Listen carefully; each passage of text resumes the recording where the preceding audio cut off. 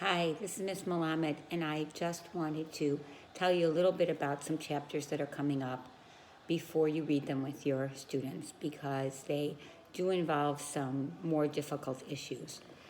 Chapter 12, The Pigeon, actually introduces the reader to a true historical phenomenon, passenger pigeons.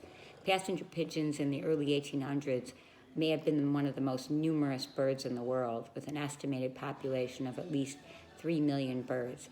In fact, just as in this chapter, Audubon in his journals described a mile-wide flock of migrating pigeons that passed over his head and blocked the sun for 3 days. The birds flew at an estimated speed of about 60 miles per hour, and just as described in this chapter, men in the 1800s took the opportunity to shoot many of these birds for food and for sport.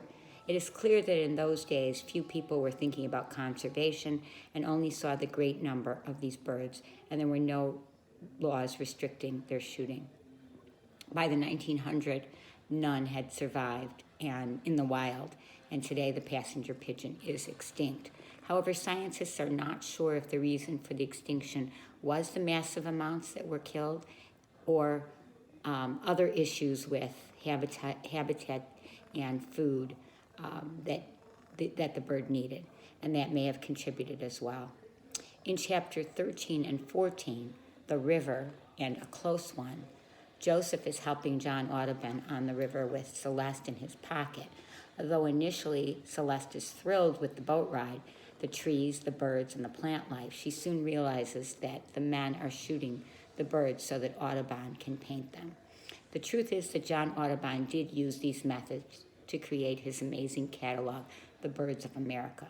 This book was printed between 1827 and 1838 and contains 435 life-size watercolors of North American birds, all reproduced from hand-graved plates, including that were done by John Audubon.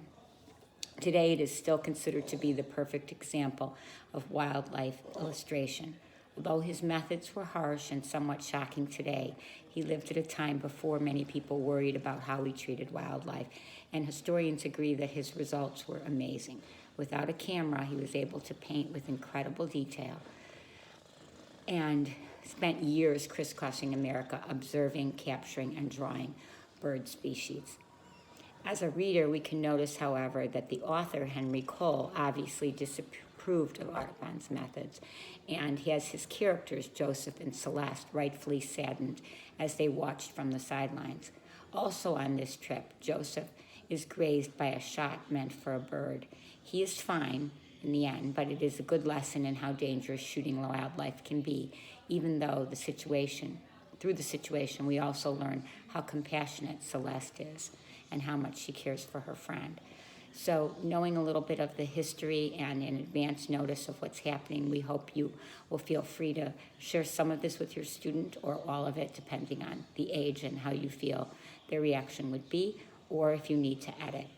In the end, we believe the story and the messages will be worth these more difficult topics. Thanks.